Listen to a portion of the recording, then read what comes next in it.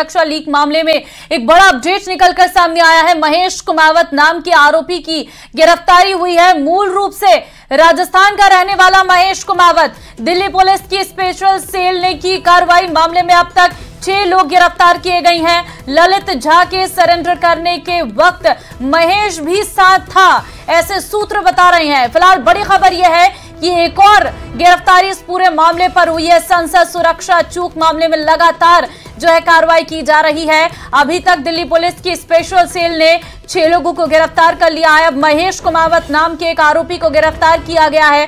बताया जा रहा है कि मूल रूप से राजस्थान का रहने वाला है।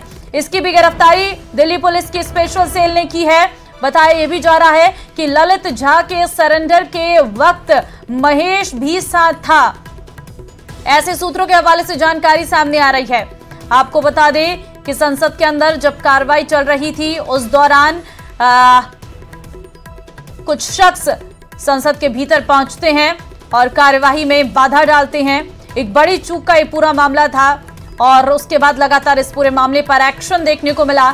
4 लोगों को मौके से ही गिरफ्तार कर लिया गया और उसके बाद लगातार इस पूरे मामले पर कार्रवाई की जा रही थी। यह तस्वीर भी हम उसी दिन की आपको दिखा रहे हैं जब संसद के अंदर किस तरीके से एक शख्स आता है और वो लगातार जो है वेल में जाने की कोशिश करता है और हालांकि उसे मौके पर ही दबोच लिया गया।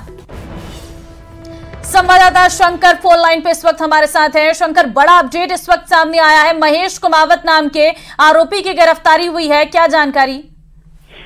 देखिए, निश्चित तौर पे कहा जा सकता है कि दिल्ली पुलिस की स्पेशल सेल के द्वारा जिस तरह से महेश कुमावत को गिरफ्तार किया गया है, ये इस मामले में एक अपने आप में बहुत बड़ी खबर है। और जिस तरह से संसद के अंदर और संसद के बाहर जिस तरह से एक सोची समझी साजिश के तहत वहां विरोध प्रदर्शन और जिस तरह से वहां पर हंगामे को अंजाम दिया गया था, इस तमाम मामलों की गंभीरता को देखते हुए जिस तरह से स्पेशल सेल की टीम इस मामले की तफ्तीश कर रही थी, तो इस मामले में पता चला था कि ललित झा का बेहद करीबी मित्र है महेश कुमावत, जो मूल रूप से राजस्थान का है। और इस पूरे साजिश को अंजाम देने में महेश कुमावत का भी एक महत्वपूर्ण किरदार रहा है। लिहाजा इन तमाम मामलों की गंभीरता को देखते हुए उससे विस्तार से पूछताछ की गई और पूछताछ के बाद आज औपचारिक तौर पर उसकी गिरफ्तारी की पुष्टि कर ली गई है। और जिस तरह से महेश कुमावत की अगर बात करें तो महेश कुमावत से जुड़े हुए तमाम कनेक्शंस को स्पेशल सेल की टीम जोड़ने में जुटी हुई है।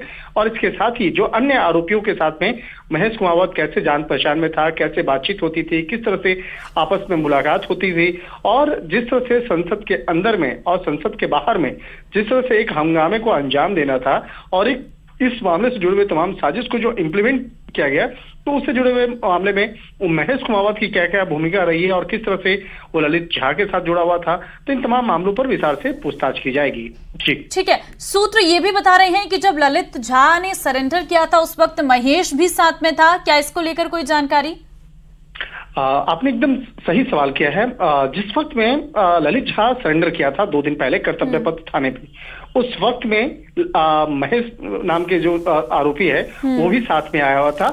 और इस मामले पर जब वो पहुंचा तो उसको लगा था कि इस मामले में उसकी गिरफ्तारी नहीं होगी, उसके खिलाफ कोई शिकंजा कसा जाएगा।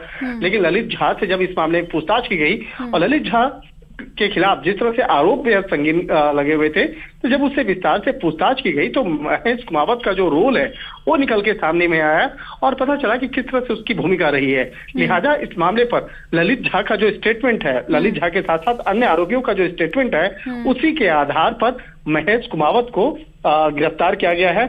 और अब इससे महेश कुमावत को जो है अब गिरफ्तारी के बाद उसे दिल्ली के पटियाला हाउस कोर्ट में पेश किया जाएगा और पेश करने के बाद ज्यादा से ज्यादा दिनों की रिमांड ली जाएगी और उस रिमांड के दौरान में उसके बाद इस मामले में पूछताछ किया जाएगा कि किस तरह से उस पर जो इल्जाम लगे हैं उस इल्जाम में महेश कुमावत का क्या कहना है। हालांकि गिरफ्तारी के पहले उससे काफी देर तक उससे पूछताछ की गई और पूछताछ के बाद ही औपचारिक तौर पर उसकी गिरफ्तारी की पुष्टि की गई है। ठीक है शंकर, बहुत धन्यवाद आपका फिलहाल तमाम जानकारी देने के लिए।